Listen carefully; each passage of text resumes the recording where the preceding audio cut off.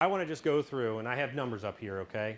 So you heard earlier that there are negotiations of what ticket charges are going to be in the future and things like that. I will tell you, that's above my pay grade. I'm not going to comment on it, okay? I am only going to talk to you about an example of how it stands today, okay? So, ticket charges. So, ticket charges are per trade, and it's charged to the registered representative.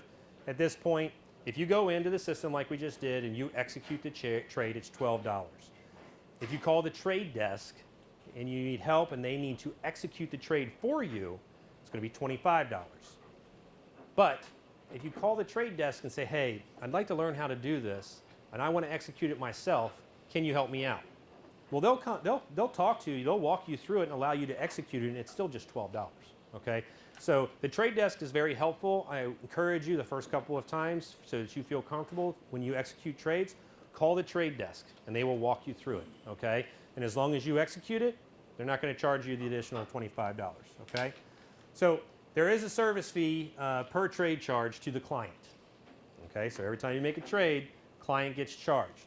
They're going to get charged $6 or they're going to get charged $3, okay? And it's going to determine whether or not it's a paper confirmation or if it's paperless. Well, go ahead. Okay. We covered systematic investment plans, right? And we talked about as long as the account has an established holding, you can set up a systematic investment plan within the contract, and there is no ticket charge. Okay, we talked about that I think a couple of times, and I think everyone understands that. If you don't, we can talk about it some more. But just in that instance, you can either roll it over and there's already established and you just want to start saving into it more. Maybe you need to establish it and you go out and you purchase the American Funds Income Fund.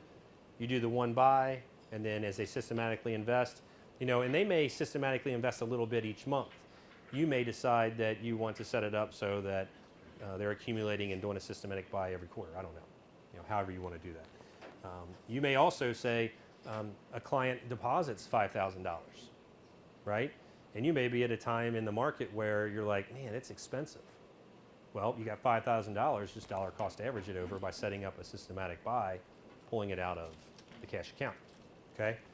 So, so that's systematic investment plan. So what happens if you execute a trade and you mess up, but the trade was placed?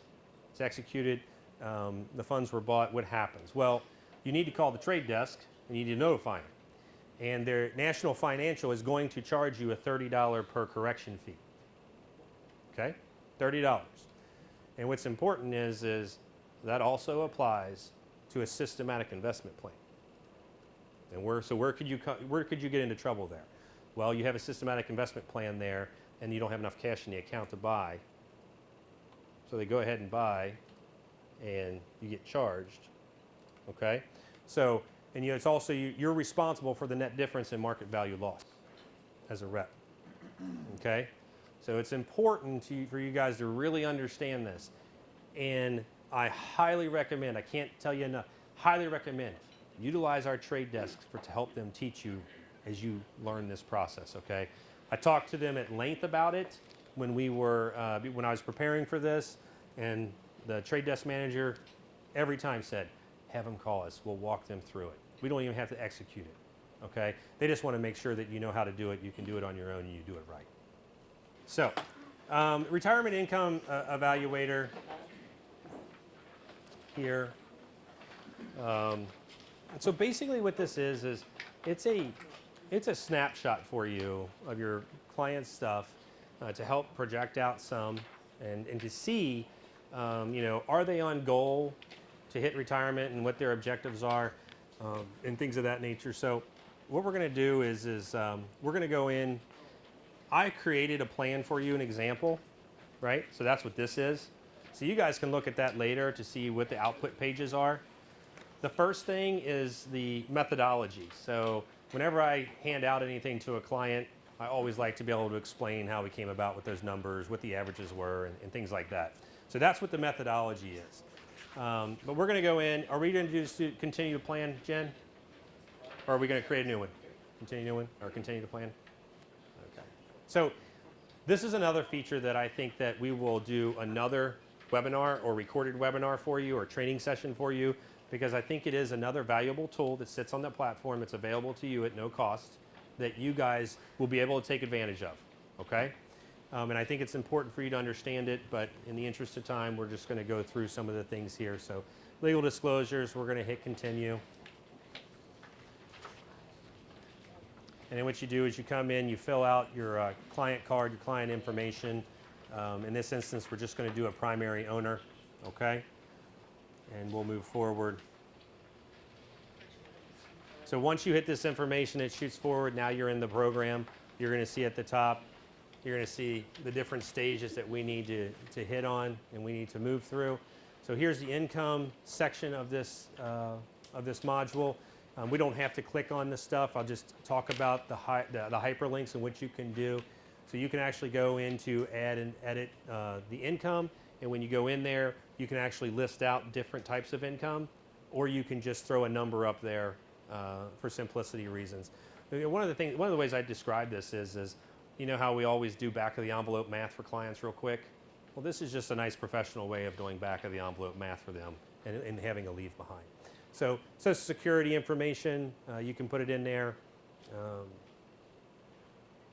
We're already on the expenses. So you go into Social Security, you do additional incomes here, your annuities, your pensions, and things of that nature. Jen, go ahead and move me forward. There.